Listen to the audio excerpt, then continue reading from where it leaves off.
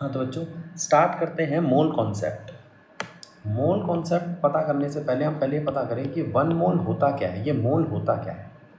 तो मैंने एक छोटी सी डेफिनेशन लिखी है। मोल ऐसा यूनिट है अमाउंट ऑफ सब्सटेंस की। तो हम किसी अमाउंट को किस यूनिट में मेज़र करेंगे। अब वो अमाउंट तो कुछ भी हो सकता है आपका, सॉरी सब्सटेंस। अब वो सब्सटेंस तो कुछ भी हो सकता है, बॉटल हो सकती है, मार्कर हो सकता है, पाउच हो सकता है, मोबाइल हो सकता है।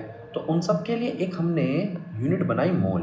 और यहाँ पे आपका वन मोल किसके इक्वल है?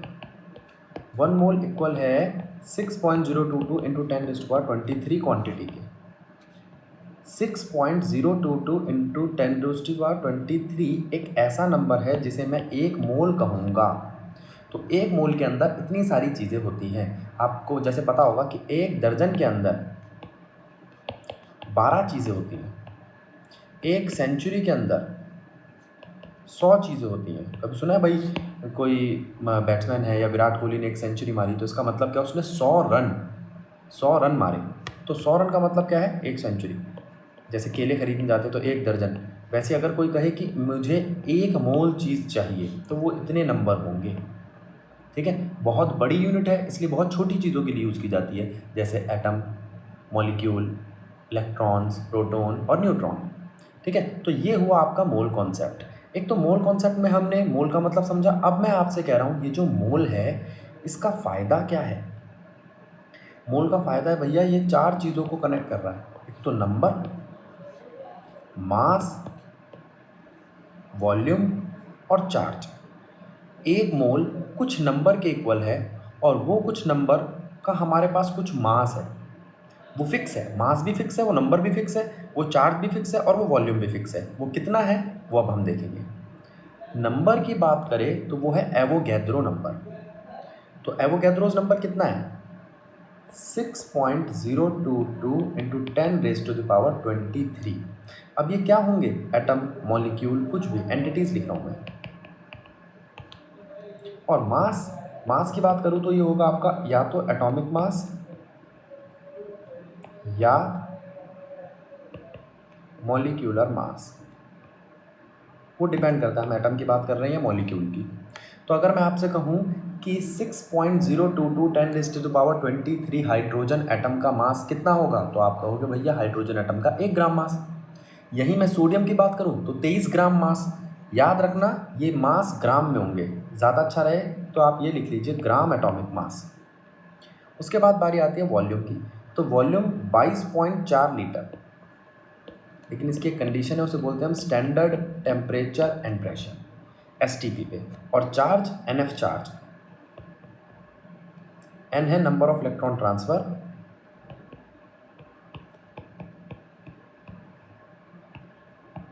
और F है फैराडेज कांस्टेंट। इसे हम 12th में पढ़ेंगे। फैराडेज कांस्टेंट में आपकी वैल्यू आती है 96500 कूलम। अब जरा इस बात को समझो। मोल कॉन्सेप्ट का मतलब है 6.022 10⁻23 नंबर जिनका मास होगा एटॉमिक मास या मॉलिक्यूलर मास, जिनका वॉल्यूम होगा 22.4 स्टैंडर्ड टेम्परेचर प्रेशर पे। अभी और भी चीज़ें आ रही हैं जैसे नॉर्मल टेम्परेचर और प्रेशर, एक होता है एम्बिएंट टेम्परेचर एंड प्रेशर। ठीक है, उसको हम बाद में देखेंगे, लेसन नंबर 5 में आएगा। और चार्ज के लिए देखें तो हम कहेंगे यहाँ पर NF। ठीक है, अब बात करते हैं हम एक मोल एलिमेंट्स की। एक मोल एलिमेंट्स की अगर मैं आपसे बात करूँ तो एक मोल एलिमेंट्स में कितने एटम है? नंबर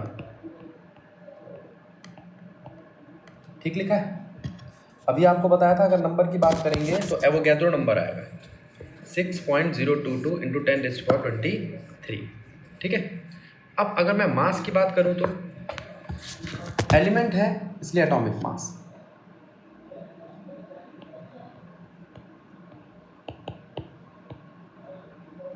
वॉल्यूम की बात करूं तो 22.4 लीटर स्टैंडर्ड टेम्परेचर प्रेशर।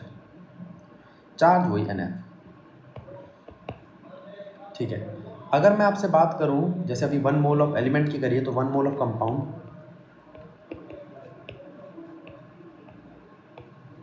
तो 1 मोल कंपाउंड में कितने मॉलिक्यूल्स होते हैं, और ये इक्वल होता है उनके मॉलिक्यूलर मास के, और 22.4 लीटर एसटीपी पे और एनएफ चार्ज।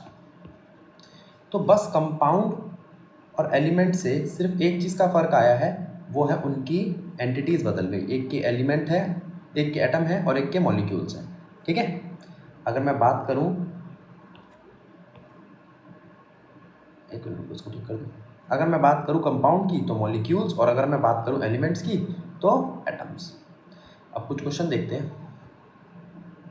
मान लो एक क्वेश्चन दिया मैंने आपको, find the number of moles in 20 gram of sugar, तो आप क्या करोगे? देखो, हम जानते हैं शुगर का मॉलिक्यूलर मास कितना होता है।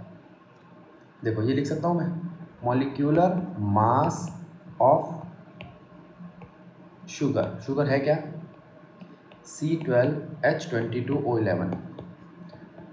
इसको मैं सीधा लिख रहा हूँ, कैलकुलेट करूँगा तो क्या करूँगा मैं, 12 कार्बन है, एक कार्बन का होता है 12, तो 12 को 12 से मल्टीप्लाई कर दूंगा।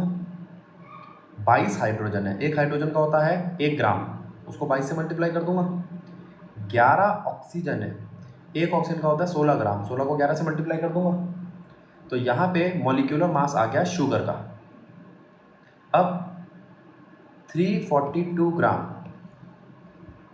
Of sugar is equals to 1 mole, है ना। उसने पूछा था नंबर ऑफ मोल्स पता करो, तो 20 ग्राम में कितने होंगे? 1/342 मल्टीप्लाइड बाय 20। बोलो आ गए नंबर ऑफ मोल्स। ऐसे ही अगर मैं आपसे 200 एटम में पूछूं तो भैया हम लिख सकते हैं 6.022 into 10⁻23 atoms of silver is equals to 1 mole. इतने एटम में 1 मोल होता है, तो 200 एटम में कितना होगा?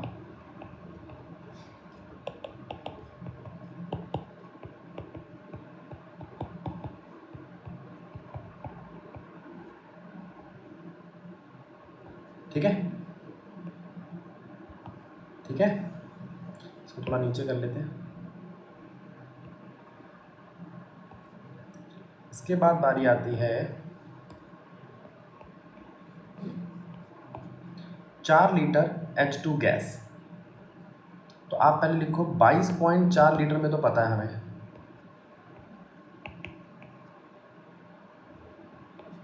1 मोल होता है।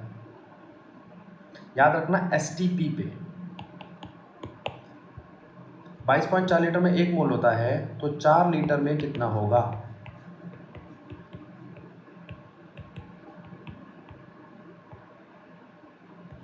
ठीक है, चलें आगे।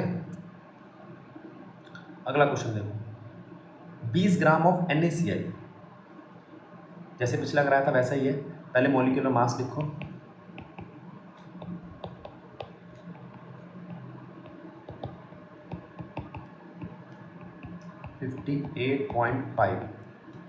अब 58.5 ग्राम में 1 मोल है, तो 20 ग्राम में कितने होंगे बेटा?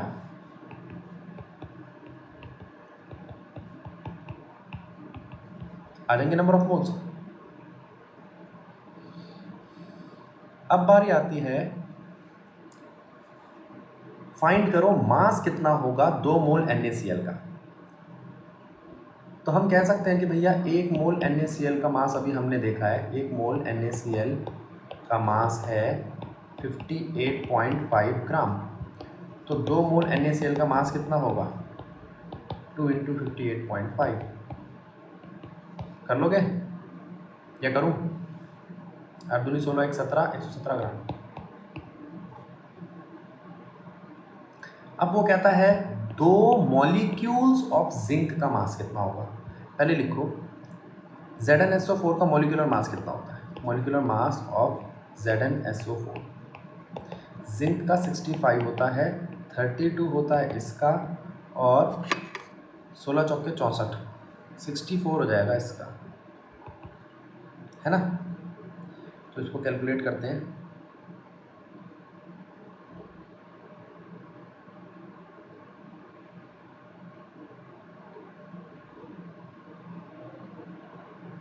वन 61, ठीक है। एक बार क्रॉस चेक कर लेना बेटा, मैंने थोड़ा ऐसी ओरली करा है। तो मॉलिक्यूलर मास जो आया जिंक सल्फेट का वो आया 161 ग्राम। अब आप लिखोगे कि भैया 6.022 into 10⁻23 molecules of zinc sulphate 161 ग्राम के हैं। तो दो मॉलिक्यूल जिंक सल्फेट के कितने के होंगे? 161 बाय 6.022 इंटू 10⁻23 इंटू 2, ठीक है। बहुत कम वैल्यू आएगी क्योंकि दो मॉलिक्यूल है। आ जाओ, एक मॉलिक्यूल का मास बहुत कम होता है। आ जाओ, अब इधर देखो, 30 लीटर ऑफ H2S गैस। तो पहले तो आप ये लिखो कि 22.4 लीटर ऑफ H2S गैस का मास कितना है? 34 ग्राम। 34 ग्राम देखो कैसे आया है, दो हाइड्रोजन है और एक सल्फर है, ठीक है। तो 30 लीटर का कितना होगा?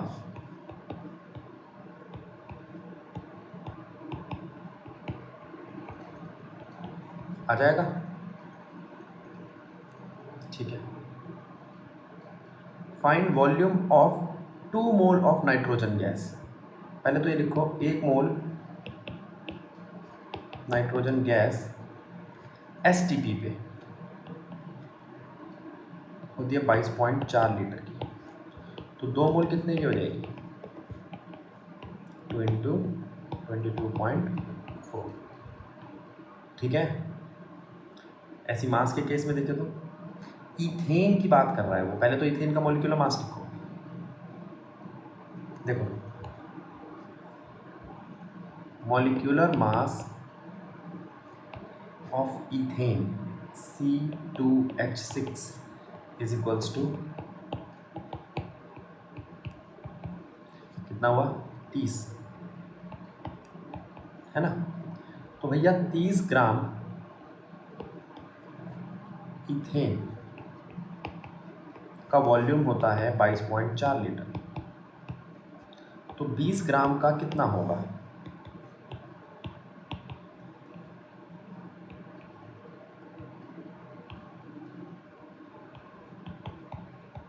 आ जाएगा। इसको थोड़ा नीचे कर लेते हैं।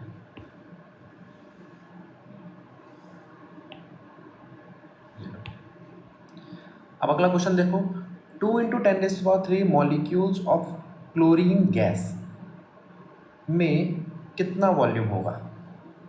पहले तो ये लिखो 6.022 into 10⁻23 molecule of chlorine gas का वॉल्यूम होता है 22.4। तो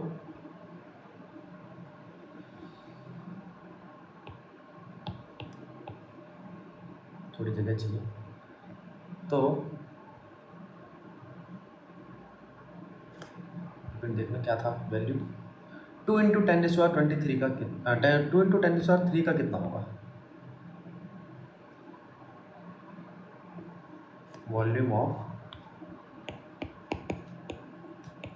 2 into 10⁻³ molecule of chlorine gas is equals to 22.4 divided by 6.022 into 10⁻23 multiplied by 2 into 10⁻3।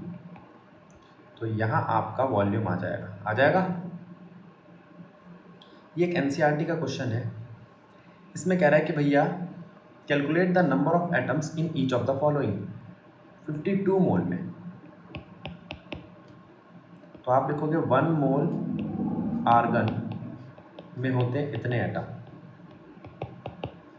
होते हैं, तो 52 मोल में कितने होंगे?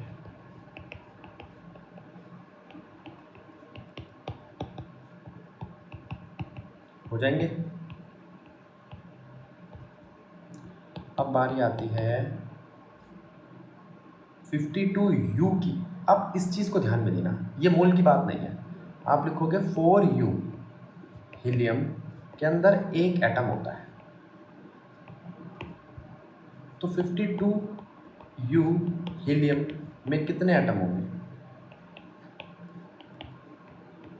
यू का मतलब बताया था मैंने आपको पिछली 2-3 लेक्चर पहले, मेरे को याद नहीं कौन सा लेक्चर था वो, तो उसमें मैंने आपको बताया था यू का मतलब होता है यूनिफाइड मास। यूनिफाइड मास का मतलब एक एटम का मास होता है उसमें, एक मोल का नहीं।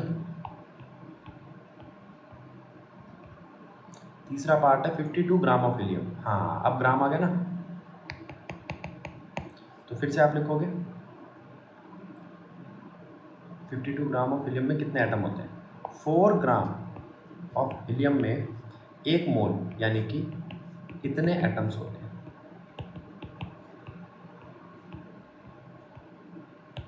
तो 52 ग्राम में कितने होंगे?